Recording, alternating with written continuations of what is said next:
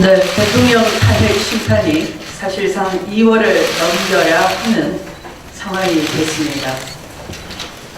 적어도 2월 말까지는 이 지긋지긋한 상황이 끝나기를 바랐던 국민적 기대를 저버린 헌재의 결정을 대단히 유감스럽게 생각합니다. 대통령 측은 그동안 노골적으로 전방위적인 지연 작전을 펼쳐왔습니다. 대통령은 직무 정지된 상태에서 기자간담회도 하고 또 인터넷 TV 인터뷰를 통해서 여론전을 펼치며 친박 세력의 장외 집회를 선도해 왔습니다. 대리인단은 상식 밖의 대규모 증인 신청과 집단 사퇴 얼음장 같은 말도 안 되는 태도로 헌재의 정상적인 심리를 위협했습니다.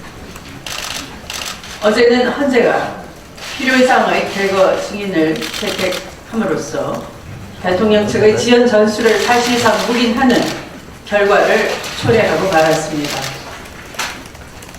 마지막까지 공정한 심판을 위한 헌재의 노력은 존중하나 커져만 가는 국민의 불안을 생각할 때 우려를 전하지 않을 수가 없습니다. 대통령은 헌재 직접 출석 카드를 받고 탄핵 심판을 늦추려는 최고의 꼼수까지 준비하고 있다는 추측도 들리고 있습니다. 대통령은 앞으로 5회의 남은 심리 기일 안에 출석하지 않는다면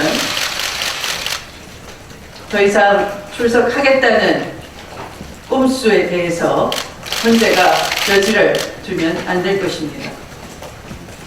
2월 22일이 마지막 기일인데 그날까지 대통령이 나오지 않는다면 대통령의 출석 필요는 없다고 봐지는 것입니다. 왜냐하면 이미 첫 번째 변론 기일에 일방적으로 불출석한 대통령입니다. 그 후로 기자간담회와 인터넷 방송 인터뷰를 통해서 또 본인의 의견서를 헌재에 제출해 자신의 주장을 충분히 펼쳤다고 보여집니다. 따라서 대통령의 진술을 듣기 위한 출석은 탄핵 심판의 필수도 아니고 변수가 되어서도 안 될 것입니다. 국회에서 탄핵 가결된 12월부터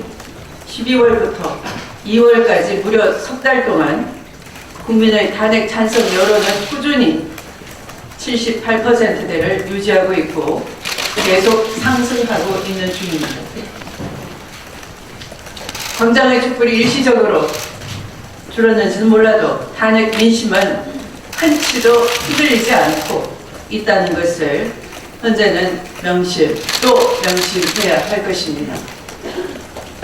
우리 당은 오늘 11일 대보름 촛불을 기점으로 조기 탄핵과 특검 연장을 촉구하는 총력 투쟁을 국민과 함께 전개해 나갈 것입니다.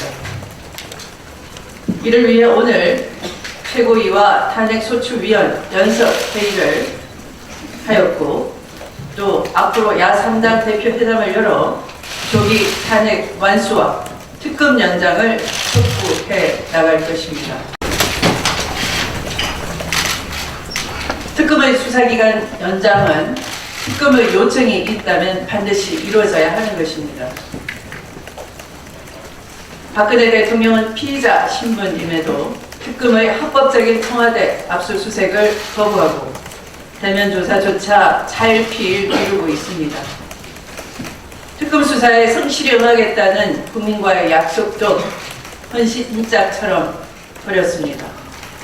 황교안 대행은 맞장구라도 치듯 청와대 압수수색을 불허했습니다.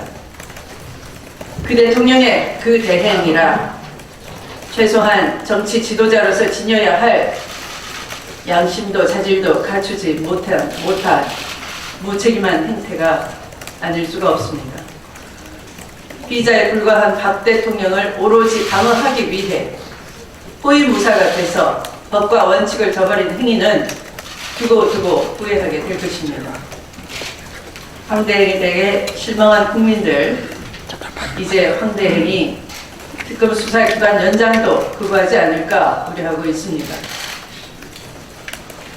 황대행의 꿈이 무엇인지 모르겠지만 민심을 거스른다면 그 어떤 꿈도 일장 춘몽에 불과하다는 점을 명심하기 바랍니다. 새누리당이 박근혜 대통령의 탈당을 구걸하다 퇴짜를 맞았다고 합니다. 참 안쓰럽네요. 새누리당이 비리종합세트 1호 당원에게 탈당을 구걸할 때인지 묻지 않을 수가 없습니다.